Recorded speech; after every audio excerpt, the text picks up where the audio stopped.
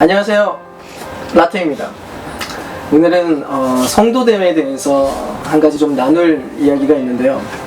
우리는 때때로 복음이라고 하는 것에 대해서 너무 단순하게 그거를 만들어버리고, 그래서 구원이나 또 우리를 성도라고 부르는 문제에 대해서도 너무 쉽게 생각하는 경향들이 있습니다. 일단 우리 측면에서 이야기하지 말고 좀 기독교 울타리 바깥에 있는 사람들이 보는 관점 속에서 먼저 얘기를 좀 진행해 보려고 하는데요.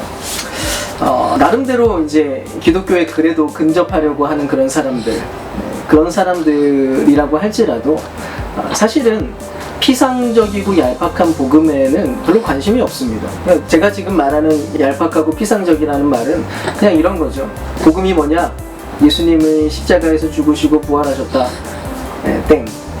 그것이 가지고 있는 진짜 의미와 뭐 이런 모든 내용에 대해서 사실은 이야기를 하지 못하고, 밑도 끝도 없이 다짜고짜 십자가와 부활을 이야기해봤자 그게 뭐 누구도 공감하지 못한다는 거죠. 사실 아무리 이 시대가 복음과 멀어져 있다고 해도 실제로 지금도 교회 안에 하나님에 대해서, 예수님에 대해서 전혀 모르던 그런 불신자들이 지금도 예수님을 믿고 돌아오는 일들은 계속 벌어지고 있습니다. 근데 그들은 왜 그러면 복음을 믿어야 되고 이 교회라는 것이 대체 무엇인지에 대해서 실제로 알고 싶어 합니다. 그냥 들어와가지고 아무 생각 없이 있는 게 아니라 그들이 들어왔다면 이유가 분명히 있다는 거죠. 그리고 그들은 계속해서 뭘 보냐면 성도들의 삶을 감지하고 있습니다. 진보 쪽에서나 보수 쪽에서나 어느 쪽에서든 존경받고 있는 레슬리 뉴비긴이라고 하는 사람이 이런 얘기를 했습니다. 성도는 걸어다니는 성경 주석이다 라고 얘기했습니다. 그러니까 엄밀히 말해서 기독교 울타리 너머에 있는 사람들에게 1차적인 관심은 성경이 아니라는 거죠. 성경에는 1도 관심이 없습니다. 1도 관심이 없고 그냥 그들의 눈에는 오직 성도들만 보입니다. 그러니까 자연스럽게 성경을 들고 다니는 사람들에게 관심이 많고 굉장히 날카로운 눈으로 우리를 바라보고 있죠. 그럼 한번 생각을 해보겠습니다. 일단 누군가가 나에게 당신은 대체 왜 예수를 믿습니까? 당신은 대체 왜 교회를 다니고 왜 그렇게 기독교에 대한 이야기를 하십니까? 라고 하면 여러분은 뭐라고 대답하시겠습니까? 여러분 대답할 이유가 준비되어 있습니까? 좀 충분히 납득할 만하게 설명할 만한 뭔가가 있습니까? 내 말을 그 사람이 들을 때 아 그렇구나 라고 그럴듯하게 생각할 거라고 생각하십니까? 사람들은 우리가 하는 말과 우리가 하는 행동을 통해서 이 사람이 진짜로 가지고 있는 그것이 가치 있느냐 없느냐에 대해서 알고 싶어 합니다. 당연한 얘기인 거죠. 예를 한번 들어보겠습니다.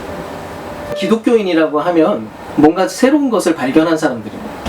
그래서 새로운 것을 믿기 시작하고 그것에 내 모든 삶을 거는 사람들이 사실은 그런 사람들이 신자인데요.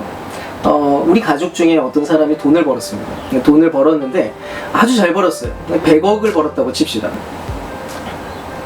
근데 갑자기 우리 가족 중 그 한 사람이 공신력이 있고 좀 그래도 믿을 만한 그런 곳에 돈을 맡기는 게 아니라 자기가 생각해둔 사람에게 맡기겠다는 거예요. 그러더니 갑자기 이상한 짓을 합니다. 집 앞 버스 정류장으로 나가더니 난 12시가 되기까지 기다립니다. 그리고 난 12시 딱 정각에 버스 정류장에 내리는 사람에게 갑자기 다가갑니다. 그러더니 이렇게 얘기하는 거예요. 당신 진짜로 믿을만하군요. 당신에게 내 모든 돈, 이 100억을 맡기겠습니다. 잘 관리를 해주세요. 이렇게 얘기를 했다고 쳐요. 뭐 말도 안 되는 얘기죠. 이 얘기를 듣자마자 뭐 저런 헛소리를 하나 싶어. 그래서 물었습니다. 야 너 대체 왜 그렇게 했냐? 그러면 안 된다 라고 했어요. 대체 저 사람이 왜 믿을만하냐? 이유라도 알려줘라. 그렇게 얘기를 한 거예요. 그랬더니 이렇게 대답을 합니다. 뭐긴 난 12시에 내렸잖아.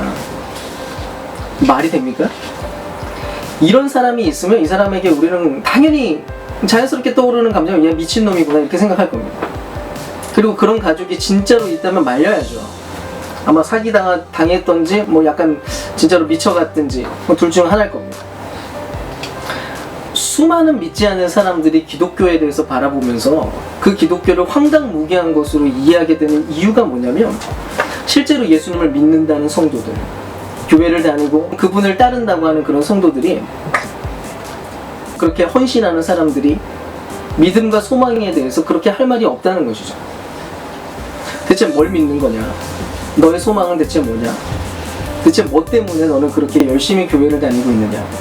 그런 부분에 대해서 글쎄 나는 뭐 사실 아는 바가 없어. 십자가에서 죽으시고 부활하긴 했다는데 사실 그게 어떻게 내 인생이랑 연결되는지 뭐 나도 잘 몰라. 근데 그냥 믿으면 되는 거 아니야?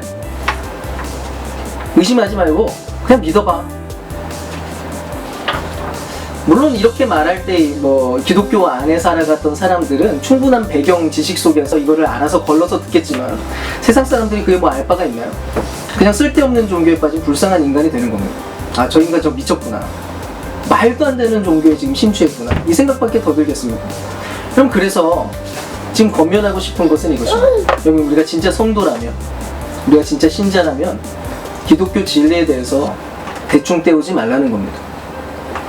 예수만 알면 되고, 그러니까 예수라는 이름만 알면 되고, 그냥 성경 좀 읽어보고 기도만 하고 있으면, 그리고 뭐 헌금 좀 드리면 그럼 되는 거지. 근데 그게 아니라 왜 그래야 되고 그것이 대체 무슨 의미가 있는지 그것에 대해서 모르고 살면 안 된다는 것이죠. 이거는 사실 제가 주장하는 이야기는 아닙니다. 제가 주장하는 게 아니라 성경이 하는 이야기입니다. 성경 여러 곳에서는 지혜와 지식을 추구할 것에 대해서 이야기를 많이 해주고 있는데요. 호세아서 4장 6절 내 백성이 지식이 없으므로, 그리고 또 이사야 5장 14절에서 내 백성이 무지함으로 말미암아 사로잡힐 것이요. 그 외에도 여러 가지 곳에서 지혜와 지식을 추구하지 않았을 때 일어난 문제들에 대해서 성경은 지적을 하고 있습니다. 아마 누군가 그래도 하나님께 대한 열심과 열정 뭐 이런 거 있으면 되지, 굳이 뭐 그렇게 지식까지 뭐 사람이 그럴 수 있냐, 다 뭐 그렇게 생각할 수도 있는데요. 근데 아무리 큰 열심을 가지고도 구원받지 못한 것에 대한 이야기가 성경에는 너무나 많이 기록되어 있습니다. 로마서 10장 1절에서 2절에는 하나님께 열심이 있으나 올바른 지식을 따른 것이 아니니라 라고 하는 구절이 있습니다. 성경이 주장하는 바에 따라서 여러분, 기독교는 절대로 맹목적인 것이 될 수 없습니다. 여러분, 치밀함이 없는 것은 항상 사입입니다. 그럼 기독교가 아니라 그건 사입입니다.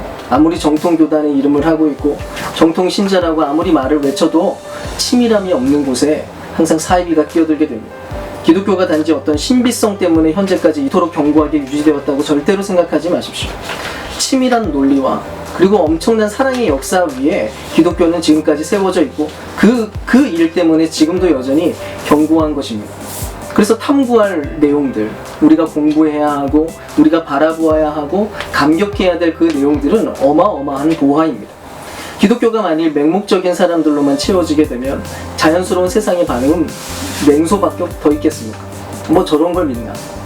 아무것도 없는 것을 믿는 저 광신도들 집단이라고 밖에 얘기할 수 없을 것입니다. 그리고 또 동시에 그렇게 반응하는 세상에 대해서 맹목적인 기독교는 똑같이 화를 내는 반응밖에 할 수 없습니다. 나는 이렇게 잘 믿고 있는데 너는 왜 안 믿느냐? 이게 진짜라고 말하는데 왜 너는 이 말을 안 듣냐? 그냥 생떼를 부릴 수밖에 없는 것입니다.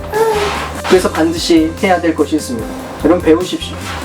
왜 세상이 만들어졌는지, 성경은 무엇을 이야기하고 있는지, 우리가 갖게 된 소망이 대체 어디서부터 시작된 것인지, 그것이 얼마나 탄탄한 논리로 우리를 확신하게 만드는지 우리가 그것을 경험해야 됩니다. 그렇게 되면 우리의 눈빛이 아마 달라질 것입니다. 살아있는 눈빛, 무엇이 진리인지를 확신한 채로 그렇게 무언가 말할 수밖에 없는 그런 마음의 열정을 또한 가지게 될 것입니다. 물론 이 이야기가 균형을 잡기 위해서는 성령의 권능에 대한 이야기도 반드시 해야 되지만 그거는 나중에 나누도록 하고요. 일단은 1차적으로는 진리 위에 서 있은 이후에야 성령의 능력도 온전하게 효과를 발휘할 것입니다. 우리가 지금 성도라고 자처하고 있으면서도 얄팍함에 머물러 있다면 지금이라도 자리를 박차고 우리가 함께 그 깊은 자리까지 나아갔으면 좋겠습니다. 감사합니다.